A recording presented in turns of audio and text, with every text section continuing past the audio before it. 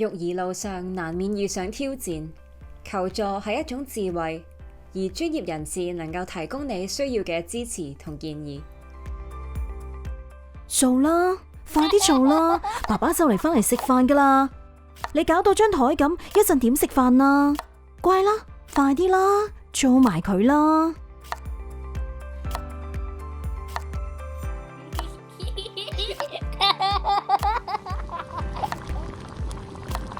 好啦，你快啲做啦，唔好我叫你一下你先做一做啦。你自己大個仔，自律啦。叫你做你又唔做，我又要煮飯又要做家務，你幫下手啦。唉，好悶啊，我都唔識做。點會唔識做啫？就係寫翻啲字，老師堂上邊都有教咗啦。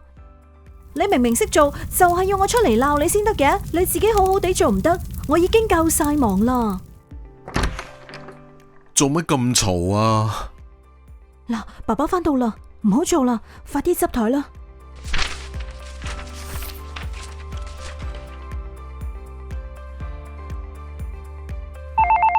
你好啊，我哋係防止虐待兒童會，有咩幫到你啊？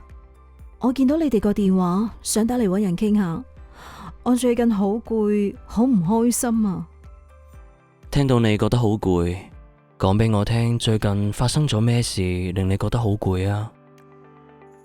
唔係最近啊，係一直都好攰啊！自從我個仔讀 K2開始就好攰，我唔識教啦，我叫佢做咩佢都唔聽。聽到你對於管教小朋友感到好吃力，話俾我聽小朋友而家幾大啊？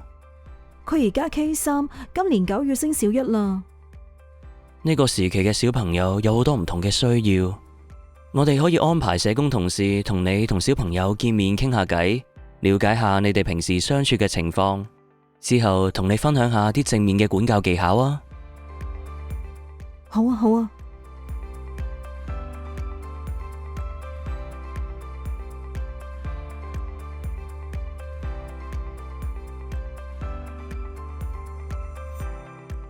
平時你同小朋友相處係點㗎？有啲咩時候你覺得特別吃力呢？當仔仔有啲不當行為嘅時候，你會點樣回應佢㗎？